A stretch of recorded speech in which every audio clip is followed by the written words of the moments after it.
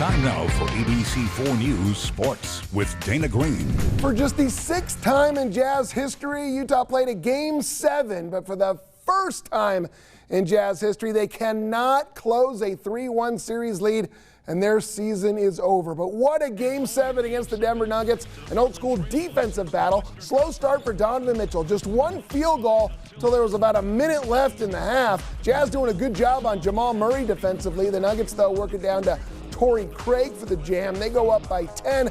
Speaking of jams, how about Jordan Clarkson on the break?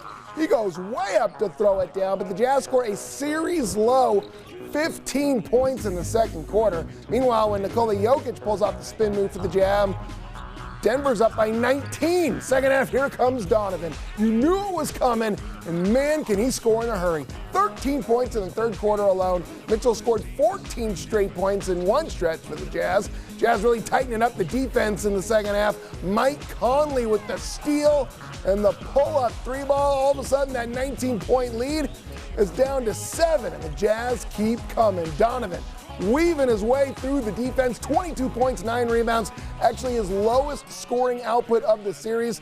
And then Mitchell with the sweet look to Gobert for the stuff. No crowd, but look at the energy from this team. They don't want to come home from the bubble. Back and forth we go. Murray gives Denver a 4-point lead, only 17 for Murray. When Conley, though, lobs it up for Gobert with under a minute left, Jazz have a 3-point lead, 19 points, 18 rebounds for Rudy. Looks like they're going to pull off the comeback. But Jokic goes for 30, his biggest bucket with 27 seconds left. Nuggets up 2. Last chance for the Jazz. Conley actually gets off a good look for a 3 for the win, and it goes in and out. Game over, season over. The final 80-78, Jazz losing 7. They shoot just 38% from the field, and they are coming home. Shouldn't have even been in this situation. That's where a lot of the emotion comes from. There were so many things we can go to as a unit, and I think that's what hurts the most. We can go to my 8-second violation in game 1. We can go to blowing a 15-point lead in game 5. Quite frankly, I give them credit, but I feel like we kind of eased off the gas in game 5. What's happened over the last week in particular, I'm just unbelievably proud of the way that we competed. And what I remember about tonight is we were dead in the water in the first half.